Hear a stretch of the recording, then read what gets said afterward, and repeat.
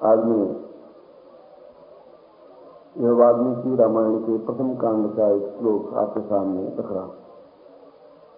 वाल्मीकि प्रसिद्ध डाकू रहे हैं, प्रसिद्ध लुटेरे रहे हैं और जीवन का आधे से ज्यादा भाग उन्होंने लोगों को लूटने में, धन छीनने में, अत्याचार करने में ही व्यतीत हुआ। मैं जैसा मैं कई बार कहता हूं कि ठोकर लगती है तो एक सेकंड में लगती है। जीवन परिवर्तन होता है तो एक सेकंड में हो जाता है, अन्यथा पूरा जीवन भी परिवर्तित नहीं होता। जब एक बार लूट रहे थे मार्ग में, उस रास्ते से नारद ओम नारायण नारायण करते हुए निकल रहे थे तो वाल्मीकि ने खुद पकड़ लिया। उसने कहा कि तुम्हारे पास क्या है, निकालो। वाल्मीकि ने कहा मेरे पास तो कुछ है ही नहीं। नारद ने कहा मेरे पास तो कुछ है ही नहीं, ये तंदूरा है जिस पर मैं नारायण की धुन बोलता रहता हूं। इनका तंदूरा गया खाली हाथ तो देवी से सासुरे सुबह कोई मोहनी अच्छी हुई नहीं है, तंदूरा लाकर रख दिया। उन्हें और संभाला, देवेंद्र संभाली और नारद के पास कुछ था भी नहीं। उसने कहा जब सुकून हो गया, मेरा कैसा सुबह सुबह कुछ मिला है, कुछ माल मुद्दा मिला ही नहीं, ऐसा तो डाकू जी मेरा कैसा चलेगा। नारद ने पूछा कि तुम करते क्या हो? उसने कहा मैं लोगों को लूटता हूं, पैसे होते हैं उनको ले देता हूं और अपना परिवार चलाता हूं। नारद ने पूछा तुम किस लिए करते हो ये सब, क्यों करते हो? उसने कहा मुझे परिवार का पालन पोषण करना है, पत्नी है, मेरे पुत्र हैं, मेरे बच्चे हैं, मेरी पत्नी है, उन सबको भोजन देना पड़ता है मुझे। तो उसने कहा क्या दूसरों को लूटना या दूसरों को मारना या दूसरों को हत्या करना क्या सब उचित है, पाप है या पुण्य है? बाद में कहा मैं भी समझता हूं ये पाप है और इससे मुझे जीवन में दुख भोगना ही पड़ेगा कि जो हम पाप करेंगे इसी जीवन में भोगना पड़ेगा। इस जीवन के आगे कोई पाप और पुण्य या स्वर्ग और नर्क जैसी कोई वस्तु नहीं है। यह एक कल्पना है कि मरने के बाद आदमी स्वर्ग में जाता है, नर्क में जाता है। तो स्वर्ग को भी जो भोगता है वो इसी जीवन में भोग देता है, नर्क को भी भोगता है इसी जीवन में भोग देता है। अस्पताल में आप जाएं तो कैसा नर्क होता है आप देख लीजिए। किसी के पांव कटे हुए हैं, किसी का हाथ कटे हुए हैं, कोई आंख से अंधा पड़ा है, किसी के खून निकल रहा है, कोई खांसी कर रहा है, कोई पीड़ित है, कोई करा रहा है और मौत मांग रहा है और मौत उसको प्राप्त हो नहीं रही है। जब भी आपको नर्क देखना हो आप अस्पताल में जाके देख आइए। जब भी आपको स्वर्ग देखना हो, किसी मंदिर, अच्छा पवित्र स्थान, कोई हरिद्वार, गंगा, जहाँ आनंद से साधु बैठे हैं, सन्यासी बैठे हैं, बिना चिंता के और आनंद मग्न होकर भजन पूजन कीर्तन पाठ साधना श्रवण करते हैं, दोनों स्थितियां यहीं पर हैं। यदि आप थोड़ा सा भी कोई मन में पाप कर्म करेंगे तो इस जीवन में इसको भोगना ही पड़ेगा आपको और इसी जीवन में भोगते हुए ही आपको पार जाना पड़ेगा और अंत में भी आपको अपयश ही मिलेगा कि दुष्ट आत्मा थी और मर गई और बदमाश आदमी था, झूठ आदमी था, छल आदमी था। आपने कहा जब तुम मुझे मालूम है तुम पाप कर रहे हो तो पाप तुम इस पाप को तुम अकेले भोगना पड़ेगा। इस जीवन में तुम दुख भोगना पड़ेगा, इस जीवन में तुम कष्ट भोगना पड़ेगा, हाथ पांव टूट जाएंगे, बीमार पड़ जाओगे, असक्त हो जाओगे, अपहाय हो जाओगे और अपने इसके भागी बन जाओगे। उसने कहा ऐसा थोड़े होता है, मैं अगर पाप कुछ करता हूं तो इसका शेयर एक पत्नी भी करेगी, इसका आधा फल उसको भी मिलेगा, पुण्य करूंगा तो उसका आधा फल पत्नी को मिलेगा। नारद ने कहा कि तुम जो कुछ करोगे तुम्हें प्राप्त होगा, तुम्हारी पत्नी या तुम्हारी माँ और तुम्हारे बच्चे इसके पाप के भागीदार नहीं बन पाएंगे। एक छोटा सा चिंतन बन हुआ। उसने कहा कि साधु गप्पे मार रहा है, ये केवल मुझे मूर्ख बना रहा है, बहला रहा है, साधु का काम ही है। उसने कहा विश्वास नहीं है, पूछ आ जाओ अपनी पत्नी को, तो तुम भाग जाओगे क्योंकि तुम्हारे कपड़े छीनने नहीं लगे और कपड़े क्योंकि मिला कुछ नहीं तुमसे और तुम जरूर भागोगे, तुम मुझे बहका रहे हो। उसने कहा ऐसा करो मुझे पेड़ से बांध दो पीछे और फिर चले जाओ और घर जाके मालूम करके आ जाओ। और नारद को पेड़ से बांध दिया। घर गए, पत्नी को बुलाया और पत्नी को कहा कि देखो मैं तुम्हें सोने से जेवरों से लाभ दिया है, 2 किलो जेवर तुम्हारे गहने तुम्हारे अंगों पर है, शरीर पर है, तो मालूम है मैं कहां से रहता हूं? उसने कहा लूट मार करते हैं और क्या करते हैं, लूट मार करके छीन करके लोगों के और तुम लाते हो। उसने कहा कि एक साधु को मिला था, उसने कहा इससे पाप होता है। उनके कहा निश्चित रूप से पाप होता ही, ये कोई शुभ कार्य है ही। शुभ कार्य सुबह जल्दी उठना है, भगवान का भजन पूजन करना है, कीर्तन करना है, प्रभु से क्षमा मांगनी है अपने पापों के प्रायश्चित की, और अपने जीवन को सन्मार्ग पर गतिशील करना है। उसने कहा तो मेरी पत्नी है, धर्म पत्नी है, अर्धांगिनी है, आधांगी है, तो जो पाप कर रहा हूँ आधा फल तुम भी भोगेगी, आधा फल मैं भोग रहा हूँ। उसने कहा मैं आधा फल भोगने के लिए तुम्हारे साथ नहीं आई। पाप करोगे तुम खुद पाप का बोझ उठाओगे, मैं उसके जीवन का मैं तुम्हारे उसका सेव नहीं कर पाऊंगी, मैं उसमें तुम्हारा भागीदार नहीं पाऊंगी। तुम्हारे कर्म पूछे तुम कहाँ से अन्न लाके मुझे खिलाओगे, तुम्हारी ड्यूटी है, या तुम्हारे धर्म में मुझे भोजन करवाते हो नहीं करवाते हो, मैं तुम्हारे पाप में भागीदार नहीं हूँ। एक बड़ा झटका लगा कि जो पत्नी जिसको मैं इतना सोने की जरूरत दी है वो भी मना कर रही है। माँ के पास गया, माँ को कहा कि माँ मैं दिन भर डाकू रहा हूँ और बहुत मशहूर डाकू रहा हूँ, रोज 8-10 हत्याएं तो कर ही देता हूँ, क्या ऐसे पाप लगता है? उसने कहा तुम बहुत भूतोगे बुढ़ापे में, बहुत वृद्धावस्था में दुख पाओगे, इतना अधिक दुख पाओगे कि तुम मौत मांगोगे तुम्हें मौत मिलेगी नहीं। ये पाप है, घोर पाप।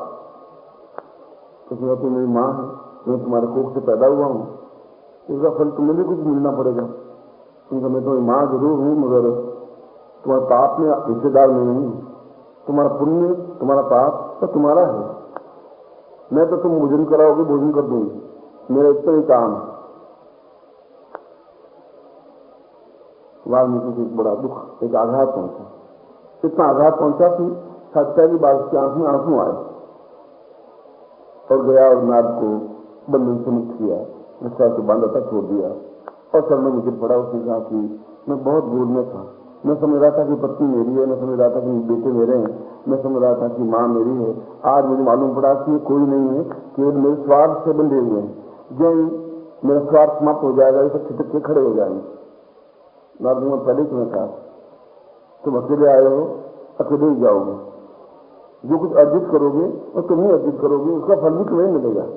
पुण्य करोगे तुम ही धनवान, यशवान, ऐश्वर्यवान, प्रतिष्ठावान, जीवन में और समाज में सौभाग्यवान तुम ही प्राप्त हो पाओगे।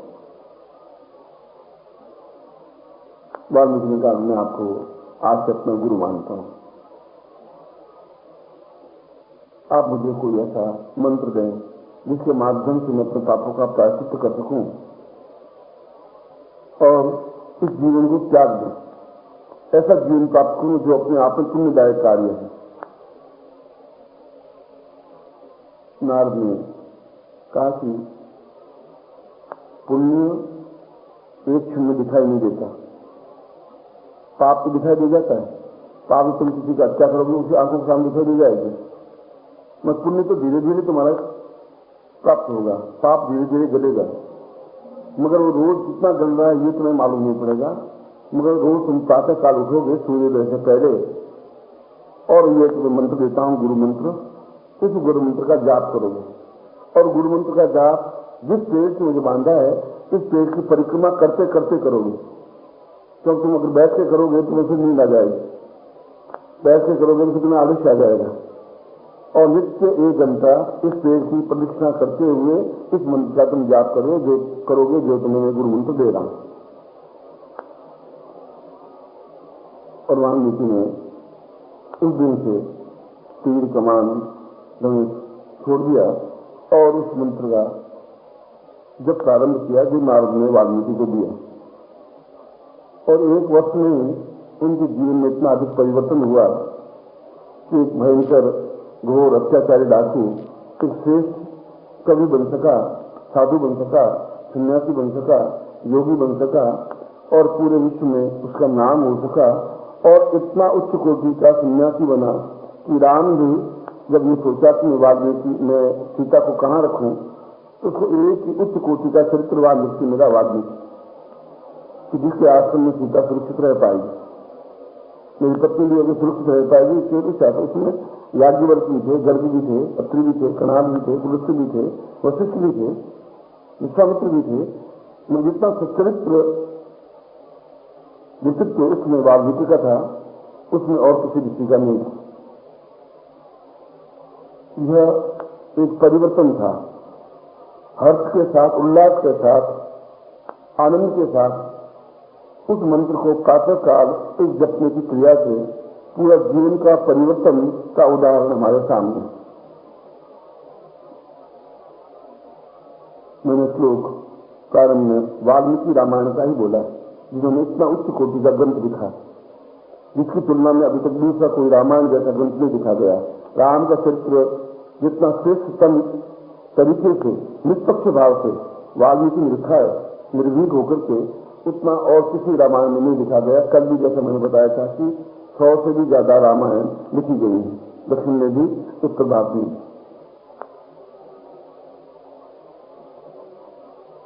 उसमें जब राम और लक्ष्मण शिक्षा ग्रहण करने के लिए जाते हैं तो सुंदर प्रसंग है। कारण में जब उन्होंने दीक्षा दी विश्वामित्र ने, क्योंकि वशिष्ठ जानते थे कि यदि ये युग पुरुष हो सकते हैं, दशरथ जानते थे कि यदि मेरे पुत्र तेजस्वी बन सकते हैं तो वशिष्ठ के पास रहकर के नहीं बन सकते, और विश्वामित्र के पास रहकर ही बन सकते हैं। यद्यपि कुलगुरु वशिष्ठ हैं, मैं राज्य गुरु वशिष्ठ हैं, हमारे सारा धर्म सनातन कार्य हो सभी वही करवाते हैं, वो श्रेष्ठता नहीं प्राप्त हो पाएगी। और विश्वामित्र के आश्रम में जाते हैं। विश्वामित्र अत्यधिक कठोर, दृढ़ और अनुशासन प्रिय। इस बात की चिंता नहीं करते कि राजपुत्र हैं, उनको उसी प्रकार का कार्य करवाते थे जैसा एक गुरु अपने शिष्य को करवाता है। और प्रारंभ में प्रथम दिन उनको कहा कि तुम्हें भोजन बनाना है, और लक्ष्मण को कहा कि तुम्हें भोजन नहीं बनाना, चले जाना है और लकड़ियां काट करके साथ में गायों की घास काट के देते आना। प्रथम दिन जिस दिन पहुंचे उस दिन नहीं आज्ञा दी। अब राम जैसा महलों में रहने वाला एक राजपुत्र, जिसने कभी भोजन बनाने की क्रिया देखी नहीं, झाड़ू निकालने की क्रिया उन्होंने सीखी नहीं, और उनको सीधा उस काम में लगा दिया जिस काम पे आंच और गर्मी, और लक्ष्मण ने कभी घास काट के जंगल से लाए नहीं, और दोनों को दो अलग अलग काम सौंपी है। तो राम पसीना पहुंचते रहे और रोटियां बनाते रहे, तिरछी उच्ची रोटियां बनी, कच्ची अटपटी बनी, लकड़ियां घालते रहे, गर्मी से बुरा हाल। और आश्रम में कम से कम 60-70 शिष्य और थे, उनके लिए खाना बनाते बनाते उनको 6-7 घंटे लगे, और 6-7 घंटे बाद लटपट पसीने की तरबतर और लकड़ियों का भार, उसके ऊपर घास का भार उठा करके धम से वाल्मीकि के घर के आगे फेंक दिया लक्ष्मण ने। तो उनका मुझे शिष्य बनना ही है, ये अगर शिष्य यही बनना है तो इनकी शिक्षता इनके पास है, राम के पास है। कि तुम कहाँ फंसा दिए, तुमको, तुम भी फंस गए, मैं भी फंस गया हूँ, तुम्हारा हालत देखो, काला का चेहरा बन गया धुएं से। इसी तो वशिष्ठ अच्छे हमारे। राम ने कहा कि तुम गलती कर रहे, शायद मैं सोच करके कुछ कार्य किया होगा, सोच करके निर्णय किया होगा। इतना मूर्ख विश्वामित्र नहीं। शाम का 4 बजे का समय, और राम और लक्ष्मण दोनों स्नान करके जब सभी बैठे तो लक्ष्मण तो क्रोध में थे। उनसे क्या, कल वापिस मुझे वापिस घास से निकालते, आज आप निकाले पड़ गए, अब कल मैं उस दरा से पकड़ूंगा कैसे। और इतना घास का गठर 2-2.5 मन कर उठा उठा के लाके पटका कि गाय तो रोज खाती रहेंगी, रोज मुझे लाना पड़ेगा, इसलिए हम थोड़े जाए, हम विद्या सीखने के लिए आए, घास काटने के लिए आए। तो खड़े होकर कहा कि महाराज मैं बहुत छोटा बालक हूँ, मगर मैं आपसे निर्णय करना चाहता हूँ कि मैं राजपुत्र हूँ, आप जिस जगह बैठे हुए हैं वो हमारी धरती है, उसके राज्य हमारा ही है, हम दशरथ का पुत्र हूँ। क्योंकि जिस धरती पर आप बैठे हैं उनका मालिक मैं हूँ, और आप मुझे घास काटने के लिए भेज दिया है, और ये आपकी शिक्षा हमें सिखा रहे हैं। तो मैं विद्या सिखाने के लिए आप तक कहते आए घर पे दशरथ को, मैं विद्या सिखाऊंगा, इस घास से तुम्हें विद्या चलेगी।